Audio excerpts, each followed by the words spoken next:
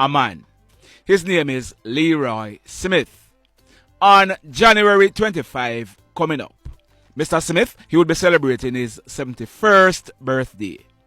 His local address is Farm Pen District in the parish of Westmoreland, but he was living at 36th Street in Orlando, Florida in the United States of America. We are told that Leroy, he had arrived in Jamaica and spent some time, and he was scheduled to go back to Florida yesterday, Wednesday, September 4. He arrived at the Sangster International Airport to check in on a JetBlue flight. That flight was scheduled to leave at 12:25 p.m., but it was delayed until 1:15. At minutes after 11 o'clock, Mr. Leroy Smith, he was in the process of checking in. Whilst he was in the departure terminal, he was in the process of searching his knapsack for his passport when he fainted, fell to the ground and hit his head on the floor. A JetBlue representative and a nurse responded.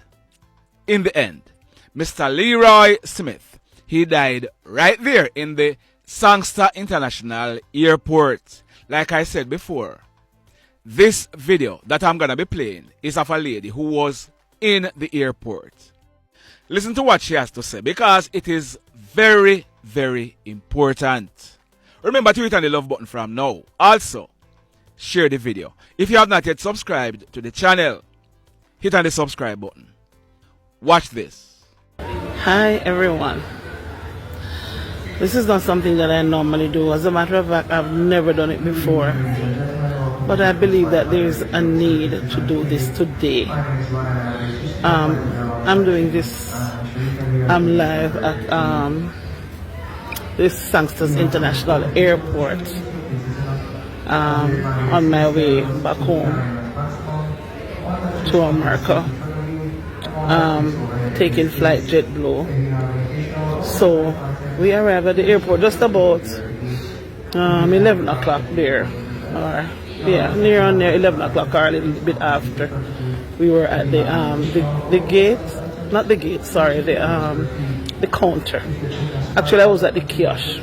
And while I was waiting at the kiosk, to operate the kiosk, a gentleman was behind me, one of the agents, speaking to another man. But I didn't pay them much attention, but I know they were talking. And then I just heard like somebody fell. I looked behind me. It was the passenger, an elderly man that fell. Blood was coming, I think, from his nose. And the agent who he was talking to, who had just stepped off for a little, just turned his back, turned around, and took up his head and tried to clear his passengers. And I was saying, somebody call 911 or 119, whatever the case is. And I was saying to him, give him CPR. But he said to me, he's breathing.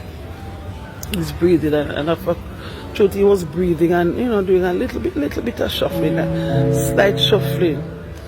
So when I saw a lot of blood coming from his head, I couldn't see the wound, but the blood was on the floor at his head. So I went into his bag. I saw his passport. No, his passport was on the ground beside him. So I took it up, put it in his bag. I looked at his bag and I saw his name, the name tag on the bag. So I could say what his name was. And then I was saying to the gentleman, we were there conversing, and I said, somebody call help. So in the meantime, I guess somebody was making a call.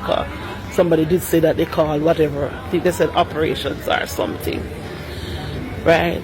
And while they were there, nobody, and it took about between 20 minutes and half an hour for a lone nurse to come by. Right? And while the man was there, while the young guy was there with him, trying to keep his head up and all of that, I went into his bag and I saw a roll of tissue. And I gave him the roll of tissue, the entire roll, and tell him to press it on the wound. Try to press it on the wound on the head. Anyways, the nurse finally came and she said she was checking his oxygen, you know.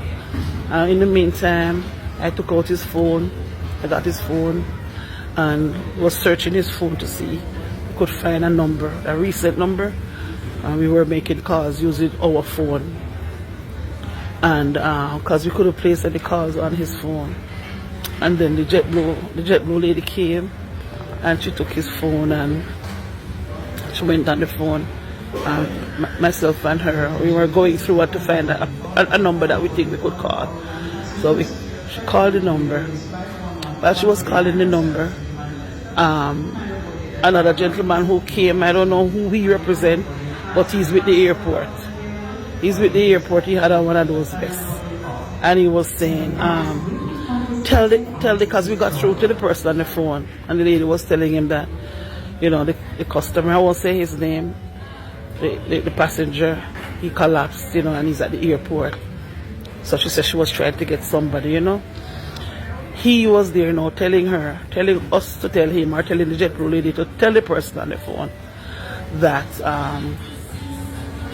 the single ambulance that is at Cornwall Regional is not available.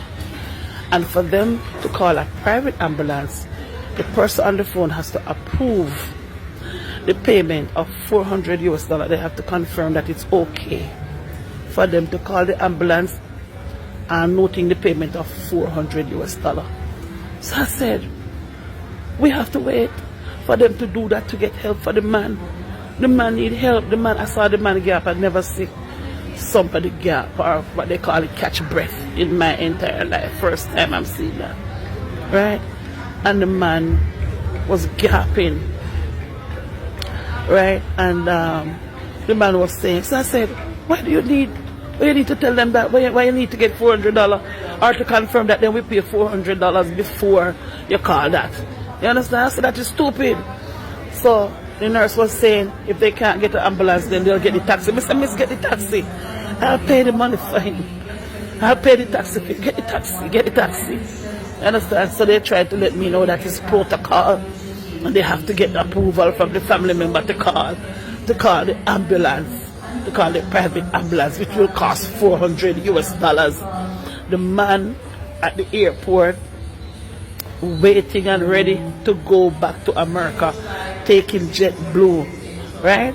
And he would have paid his fare to go on the flight. So I'm saying, could not JetBlue or even the airport take that cost? They have to depend, or they have to wait until a family member says that it's okay to go ahead and call the ambulance. Mark, the man came to the airport, whoever got him there left him, an elderly man. Understand? And I'm saying, come on, man. That is how we do things here. The man stayed right there on the floor and died. The man died on the floor. He died. My God. Because people are going to talk about you have to get approval to call an ambulance. Look how many people travel in the airport daily. Hundreds of thousands of people travel through the airport daily. And we don't have nothing in place for things like this. We don't have nothing in place for things like this. It just made me wonder if it was a white person, if it would have been the same treatment. I'm thinking this could happen to anybody. It could happen to me. It could happen to anybody at all, right? Did I just stay there and die? It takes so long to make a decision when people's life is dependent on it. We have to do better. Jamaica, JetBlue, I'm calling you out on this one, because you should have been there for the man. You shouldn't be asking that question. He was your passenger, and him at the airport, and he was talking to an agent, right? Getting whatever information he needed to get on the plane to check in, and he collapsed right there. All of that come talk about. We have to get approval from the family to call an ambulance to pay $400 US first, to find out how, if they're gonna pay $400 US before. Man, this is one of the worst experiences I've ever had in my entire life. You know, I'm calling out whoever is in charge of stuff like these, man. They need to do better. There should be an area in the airport to reach people.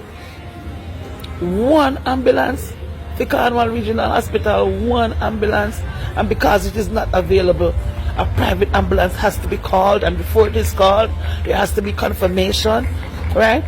Or whatever that the $400 it's okay to call them. We will pay the $400. Oh, Jesus. God help us.